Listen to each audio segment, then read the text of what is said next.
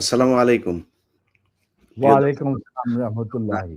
আপনাদেরকে গতকালকে যেমনটি ঘোষণা দিয়েছিলাম, সেই ঘোষণায় আমি কারো নাম বলিনি আজকে কে লাইভে আসবে। তারপরেও আপনারা আ Facebook, YouTube যত জায়গায় আমি পোস্ট করেছি, সব জায়গায় মনে করেছেন যে এ মেজর ডালিম নামে আমরা যাকে চিনি, লেফটেন্যান্ট কর্নেল ডালিম, বীর উত্তম। তিনি আমাদের সাথে উপস্থিত আছেন। আমি এই আপনারা সারা দেশের মানুষ যে অধীর আগ্রহ নিয়ে অপেক্ষা করছেন, আমি আপনাদের এই এ আগ্রহের সেই সময়টা আর বাড়াতে দিতে চাই না। আমাদের আ এই জাতির সূর্য সন্তান, যিনি আপনারা ২০২৪ সালের স্বাধীনতা দেখেছেন, ১৯৭৫ সালের যে স্বাধীনতা, সেই স্বাধীনতা এনে দিয়েছিলেন আপনারা যে মানুষটিকে দেখছেন, সেই মানুষটি জনাব মেজর ডালিম। আমি আপনাকে মেজর ডালিম বলেই চিনি। কারণ আপনার জীবনের সবচেয়ে যে পুণ্যের কাজটি করেছিলেন সেটা মেজর ডালিম হিসেবেই করেছিলেন। যে কারণে আপনাকে আমরা মেজর ডালিম হিসেবেই ডাকতে স্বাচ্ছন্দ্য বোধ করি। অ্যা আপনি জাতিকে অ্যাড্রেস করতে পারেন। ধন্যবাদ ইলিয়াস। আজ অনেক বছর পর দেশবাসীকে আমার তরফ থেকে, বিশেষ করে নতুন প্রজন্মের ছাত্র জনতা যারা ফ্যাসিবাদ বিরোধী আন্দোলনে আংশিক বিজয় অর্জন করেছেন, তাদেরকে আমি অভিনন্দন জানাই, সাথে লাল সালাম জানাচ্ছি। তবে বিপ্লব একটা সমাজে, যে কোনো রাষ্ট্রে একটি চলমান প্রক্রিয়া। সেই অর্থে তাদের বিজয় কিন্তু এখনো পুরোপুরিভাবে অর্জিত হয়নি। তার জন্য আরো সংগ্রামের প্রয়োজন।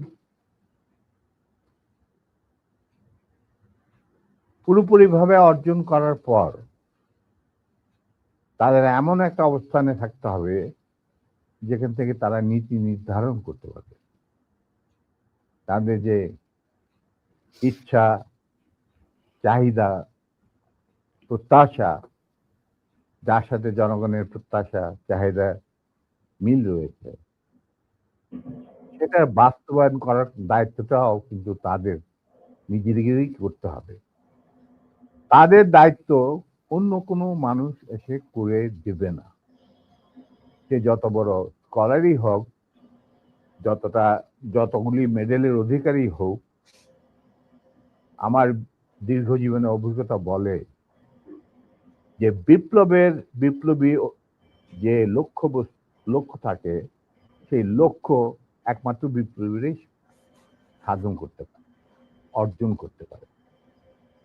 সেই জন্য তোমাদেরকে এখনই ঘুমিয়ে পড়ার সময় ঘুমিয়ে পড়লে চলবে না, সজাগ থাকতে হবে।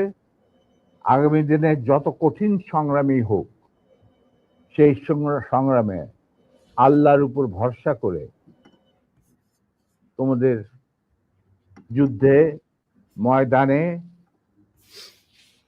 পাথরের মতো, ইস্পাতের মতো লৌহ কঠিন প্রত্যয় নিয়ে দাঁড়াতে হবে যে আমরা এই সংগ্রামে জিতবই, বিপ্লবকে সফল করব, এবং জনগণ এবং তোমাদের যে আশা আকাঙ্ক্ষা, একটা সুখী সমৃদ্ধ বাংলাদেশ গড়ে তোলা। এই ভারতীয় সম্প্রসারণবাদী হিন্দুত্ববাদী ভারত, যার কবজায় আমরা প্রায় চলে গিয়েছি, সেই অবস্থান থেকে সেই ৭১ মতো আরেকটি স্বাধীনতা আমাদের অর্জন করতে হবে।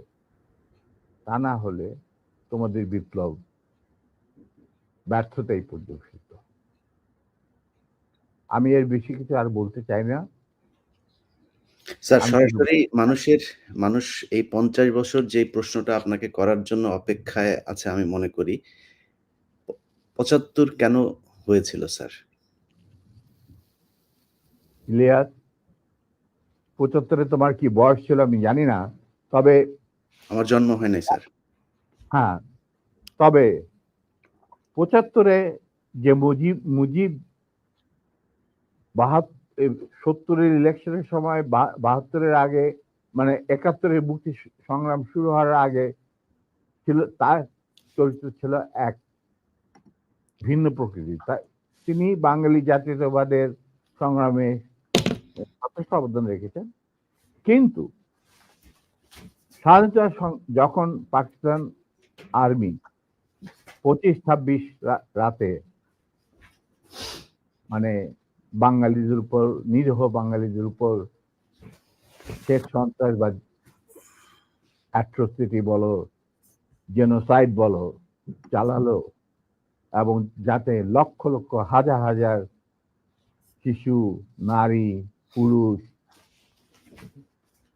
প্রাণ হারালো, ছাত্র জনতা কোনো কারণ ছাড়া। তারপর তখন সেই অবস্থায় আমাদের দেশের তথাকথিত বড় বড় জাতীয় নেতারা বিভিন্ন দলে, তাদেরকে কিন্তু কাউকে খুঁজে পাওয়া গেল না। তারা তখন তাদের নিজেদের জীবন বাঁচিয়ে যার যার মতো জায়গায় চলে গেলেন। মুজিব স্বয়ং পাকিস্তান আর্মির কাছে ধরা দিলেন এবং তাদের সাথে একটা বন্দোবস্ত করে তার পরিবারের ভরণ পোষণের দায়িত্ব আর্মির হাতে তুলে দিয়ে তিনি পাকিস্তানে পাড়ি জমান। ডাক্তার কামাল হোসেনের সঙ্গে, যিনি ছিল major via media between Mujib and the army junta. তখন সেই দিশাহারা মানুষ বুঝতে পারছিল না বাংলাদেশে যে তারা কি করবে, তারা কোথায় যাবে, কিভাবে নিজের প্রাণ বাঁচাবে। সেই সময় চিটাগাঙ্গে থেকে ভেসে আসলো মেজর জিয়ার স্বাধীনতার ডাক। আমি তখন পাকিস্তানে চাকরিরত অবস্থা। সেই ডাকে দেশের লোক একটা আলোর রশ্মি দেখলো যে হ্যাঁ, আমাদেরকে যুদ্ধের, আমাদেরকে এইভাবে মরণের হাত থেকে বাঁচার জন্য আমাদেরকে যুদ্ধ করতে হবে। Simple is that. আর সমস্ত দেশে সর্বপরিসরে লোক বিদ্রোহ, সেই মুক্তিযুদ্ধ সংগ্রামে ডাকে সাড়া দিয়ে মুক্তিযুদ্ধ গড়ে তুলবে। আমরাও এখানে বসে থাকুন না, যারা পেরেছি, যাদের সাহস ছিল, যাদের দেশপ্রেম ছিল, যারা পাকিস্তানের আর্মি জান্তাদের নির্যাতন, নিষ্পেষণ, বৈষম্যমূলক আচরণের বিরুদ্ধে জানা ছিল, তারাও সেই সংগ্রামে যোগ দেন। অনেকেই পালিয়ে এসে জীবনের ঝুঁকি নিয়ে। আমি ছিলাম তাদের মধ্যে সর্বপ্রথম গ্রুপ লিডার, যে আরো দুজন আমার সাথীকে নিয়ে আমি এসে যুদ্ধে যোগ দেই। কোনো বিবেকবান বাঙালি তখন যারা পাকিস্তানে চাকরি করতেন, তাদের পক্ষে নিশ্চুপ বসে থাকা সম্ভব ছিল না। তবে এটাও ঠিক, অনেকেই ঠিক বুঝতে পারছিল না যে কি হচ্ছেটা কি। কোনো খবর নাই, চিঠিপত্রের আদান প্রদান নাই, কোন রকম সংযোগ নাই। বিদেশি মিডিয়া, ভয়েস অফ আমেরিকা, তারপরে BBC, radio Australia, radio India, এই সমস্ত ওখান থেকে যা কিছু জানা যাচ্ছিল ওটা সম্পূর্ণভাবে বিশ্বাসযোগ্য ছিল না। তারা তাদের মতো করে বলতে থাকে এবং আমরা শুনতে থাকি। তাই অনেকেই ঝুঁকি নিতে রাজি ছিলেন না। আর একটা সমস্যা ছিল, অনেকেই পরিবার সহকারে থাকতেন পশ্চিম পাকিস্তান। কারণ বউ বাচ্চা নিয়ে তো আর পালিয়ে যাওয়া সম্ভব না সবার পক্ষে। কিন্তু আমি ছিলাম তখন ব্যাচেলার। আমার সাথে যে দুজন সাহসী সহযোদ্ধা চলে আসে আমার ডাকে, তারা ছিলেন কর্নেল নূর চৌধুরী, তখন অবশ্য লেফটেন্যান্ট নূর চৌধুরী আর লেফটেন্যান্ট মতিউর রহমান, পরে দুজনই কর্নেল এবং রাষ্ট্রপতি, একজন মানে নূর রাষ্ট্রপতি।